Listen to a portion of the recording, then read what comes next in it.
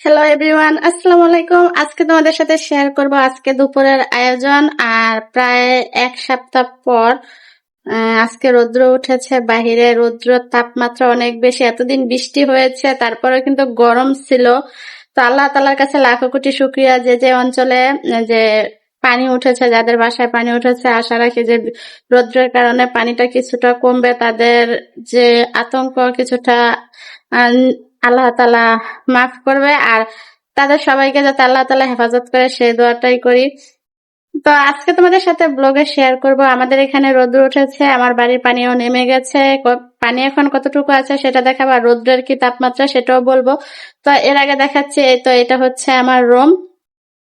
দেখতে পাচ্ছ, এটা আমার রুম। সকালবেলা নাস্তা খাওয়ার পর রুম টুম গুছিয়ে একেবারে আহ, রান্না করার জন্য চলে গিয়েছিলাম। আর দুপুরের রান্নার জন্য সবকিছু রেডি করে রেখেছি। আর আজকে দুপুরে কি কি রান্না করব সেটাই তোমাদের সাথে শেয়ার করব। রান্না করাচ্ছে, রান্না কাটাকাটি করে এগুলো টেবিল পর্যন্ত আনার পরিশ্রমটা সবচেয়ে বেশি।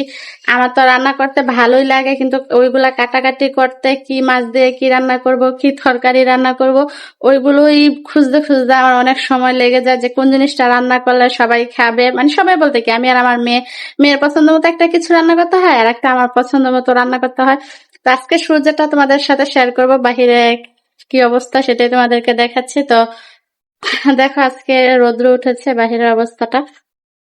আমার বাহিরের অবস্থা, পানি কি নেমে গেছে, কিন্তু ওই কচু গাছগুলার ওইখানে পানি আছে। আর সূর্য হঠাৎ করে অনেক বেড়ে যায়। সূর্যের তাপমাত্রা আবার হঠাৎ করে মেঘলা হয়ে যায়। হয়তো বা হঠাৎ করে আবার বৃষ্টিও নামতে পারে। এই হচ্ছে বাড়ির অবস্থা, সামনের অবস্থা। কিছু কাপড় চোপড় অনেকদিন পরে দিয়েছি। আর যারা চুলায় রান্না করে তারা কিন্তু তাদের যত লাকড়ি আছে সব কিছু রোদ্রে দিয়ে দিয়েছে লাকড়ি শুকানোর জন্য। প্রায় এক সপ্তাহ পর আজকে রোদ্র উঠেছে, সবাই অনেক খুশি। তো এখন চলো কিচেনে যাই। এখন তোমাদেরকে আমার কিচেনে নিয়ে যাব। আর এই তো কিচেনে চলে এসেছি। কিচেনে কিন্তু এখানে একটা ফ্যান ফিট করেছি। এতদিন এই ফ্যানটা আমি ব্যবহার করতাম না বিদ্যুৎ বিলের জন্য, কিন্তু এখন যে পরিমাণ গরম, সেজন্য এখানে এই ডিব্বার উপর দিয়ে রাখছি। এখানে আমি বসে কাটাকাটি করি, তখন এই ফ্যানটা অন করে নেই, অনেকটাই ভালো লাগে। আর এই যে খোসা, তরকারির খোসা কেটে রেখেছি, এগুলো বাইরে ফেলতে যাব। আর এটা তো নিচের অবস্থা জানো, পেঁয়াজ তারপরে হচ্ছে কড়া, যেগুলো নিচে রাখছি, চাউলের ডিব্বা, গ্যাসের ডিব্বা। আর এই তো দুপুরের আয়োজনের মধ্যে আছে আজকে রাইস কুকারে, প্রথম দেখাচ্ছি রাইস কুকারে কি রান্না করেছি। দেখো, আজকে যে ভাত রান্না করেছি। ভাতটা সবসময় আমি রাইস কুকারে রান্না করি।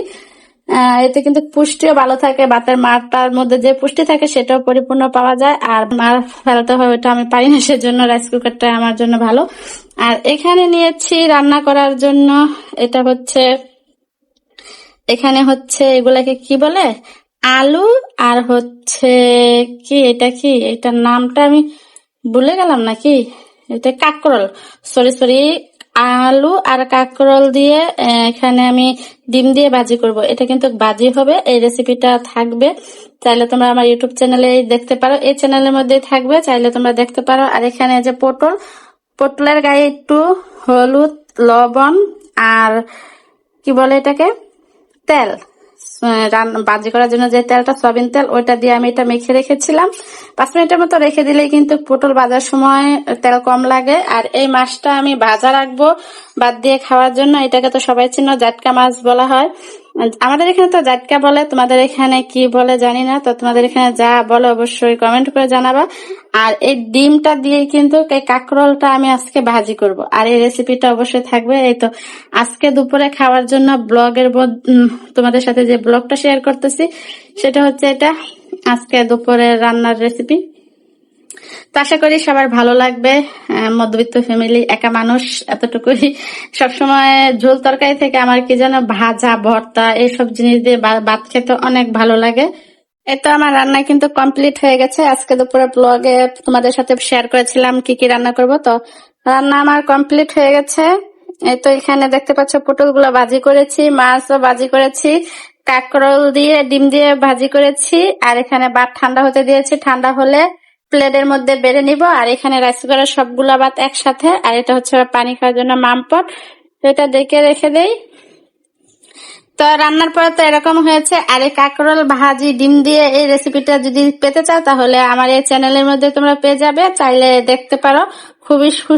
খুবই অল্প সময়ে গরম মশলা দিয়ে সুস্বাদু একটা ভাজি। এই ভাজিটা তোমরা সকালের নাস্তা, রুটির সাথে, পরোটার সাথে, এমনকি গরম ভাতের সাথেও খেতে পারো, যেভাবে ইচ্ছা খেতে পারো। এমন এমন ভাজি করে সবজি হিসাবেও খেতে পারো, ভাত ছাড়া শুধু চামচ দিয়ে বসে বসে খেতে পারো। এর সাথে একটু নুডলস মিক্স করলে সিদ্ধ করে আরো ভালো লাগবে, নাস্তা ভাবেও খেতে পারবে।